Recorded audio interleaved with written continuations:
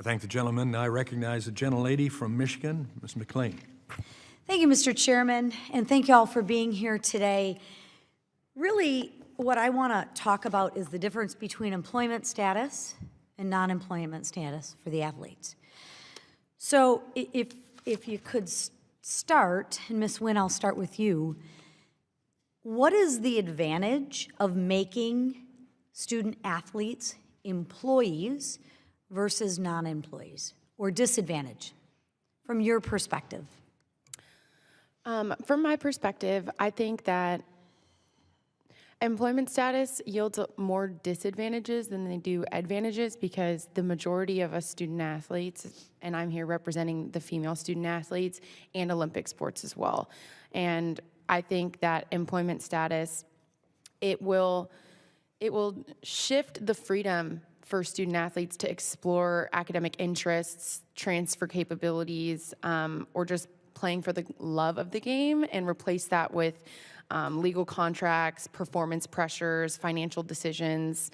And I know myself, I signed my NLI at 16 years old, and so I was very young, and I started my freshman year as a 17-year-old student. So opening those conversations even to minors, I feel like that's a dangerous future, in my opinion. Okay. I mean, yesterday, in your order to protect the balance, right, I introduced the Protecting Student Athletes Economic Freedom Act, which clarifies that a student athlete is not an employee of a college, conference, or other associations. Ms. McWilliams-Parker, how would, this is kind of awkward, but ununionization of student athletes impact a school's ability to support their students and academic programs? Yeah, thank you for that question. I think about the opportunity to continue to give them scholarships, you know, even the cost of the academic support, the regular mental health services that we have, the training support that is needed, the media support, career development success. I mean, all of those things are going to be possibly compromised because of the cost associated with it from that department, athletics department. I mean, I shared earlier, our departments are already operating in a deficit. So the more strain that we put on financially to provide those resources on top of additional resources, there would be some concern. But what do you say to the folks that say, but we have to protect these athletes?